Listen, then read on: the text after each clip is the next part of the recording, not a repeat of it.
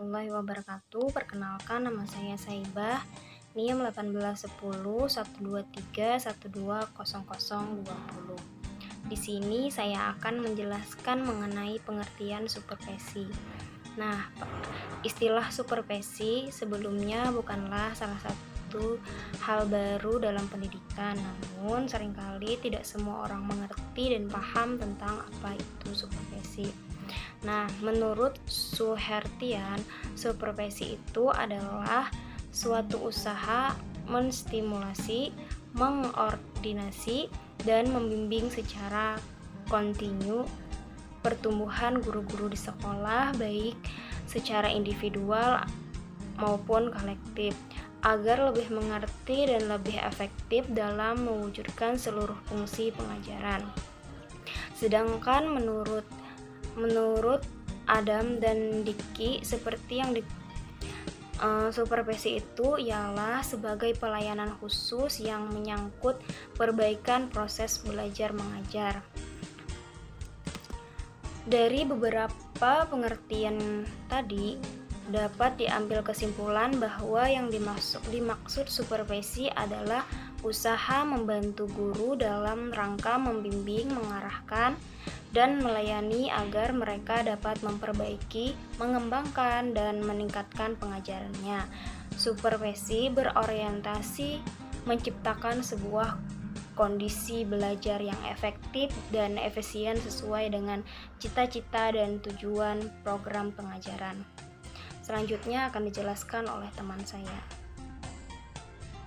Perkenalkan, nama saya Risa Melia dengan NIM 1812322009. Di sini saya akan melanjutkan materi yang telah dijelaskan oleh teman saya, yaitu mengenai supervisi dalam bimbingan dan konseling.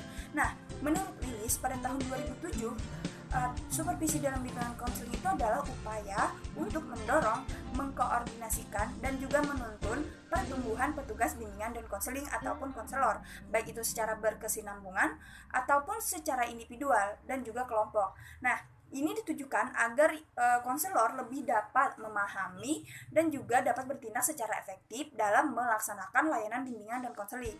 Nah, lalu sehingga mereka ini dapat atau mampu mendorong pertumbuhan bagi tiap siswa ataupun klien secara berkesinambungan ataupun lebih optimal, dan juga diharapkan agar dapat berpartisipasi secara cerdas dan karya di dalam kehidupan masyarakat yang demokratis ini.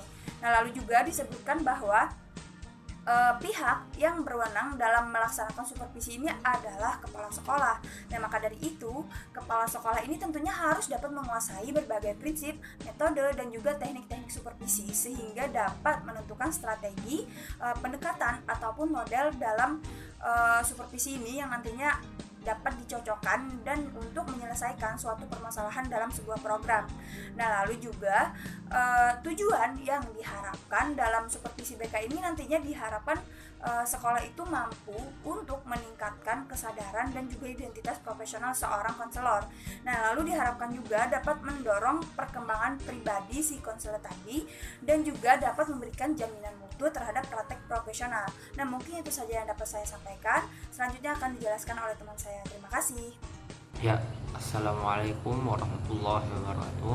Perkenalkan, nama saya Muhammad Syahril Adha dengan NIM 1810 123 110019. Nah, jadi saya akan menyebutkan apa saja yaitu karakteristik dalam supervisi. Yang pertama yaitu latar belakang kultural, yaitu pendidikan berakar dari budaya arif lokal.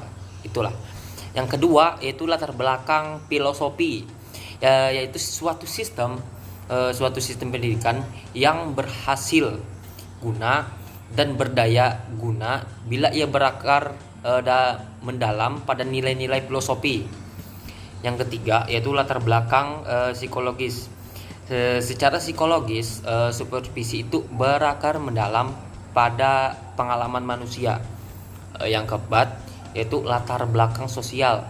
Seorang supervisor dalam melakukan tanggung jawabnya harus mampu mengembangkan potensi kreativitas dari orang yang dibina melalui cara mengikutsertakan orang lain. Yang kelima yaitu latar belakang sosiologis. Secara sosiologis, perubahan masyarakat punya dampak terhadap tata nilai. Supervisor bertugas menukar ide dan pengalaman tentang mensikapi perubahan tata nilai. Yang keenam yaitu latar belakang pertumbuhan jabatan.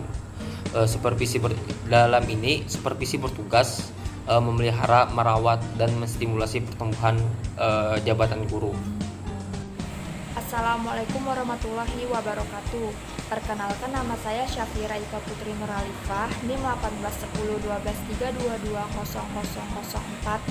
Di sini saya ingin menjelaskan tentang kriteria supervisi dalam bimbingan dan konseling. Nah, menurut keputusan Menpa nomor 118 tahun 1996 menetapkan persyaratan umum dan khusus untuk diangkat dalam jabatan pengawas sekolah.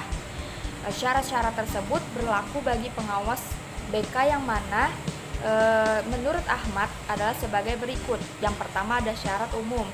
Nah, di sini pegawai negeri sipil yang akan memenuhi angka kriteria yang telah ditentukan berkedudukan dan berpengalaman sebagai guru sekurang-kurangnya selama 6 tahun berturut-turut, telah mengikuti pendidikan dan pelatihan kedinasan di bidang pengawasan sekolah dan memperoleh surat tanda tamat pendidikan. Setiap unsur penilaian pelaksanaan pekerjaan itu sekurang-kurangnya bernilai baik dalam 2 tahun terakhir, dan usia setinggi-tingginya yaitu 5 tahun sebelum mencapai batas usia pensiun jabatan pengawas sekolah.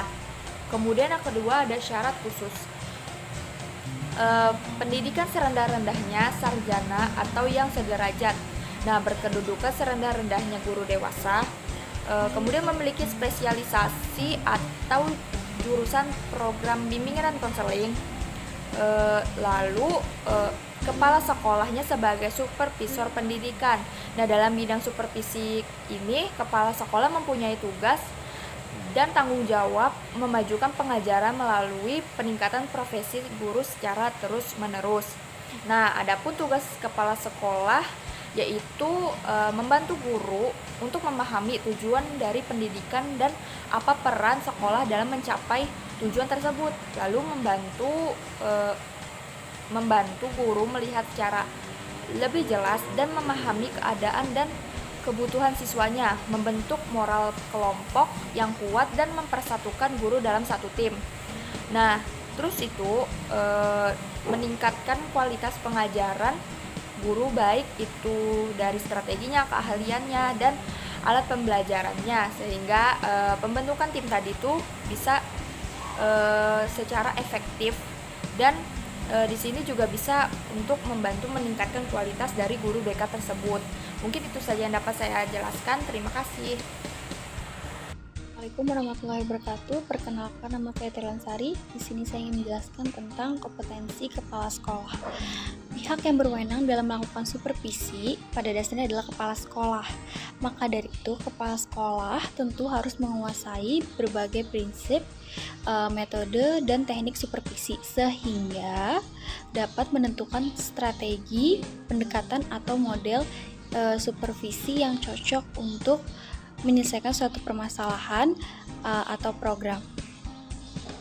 Ada juga 5 kompetensi atau keahlian yang harus dimiliki oleh kepala sekolah.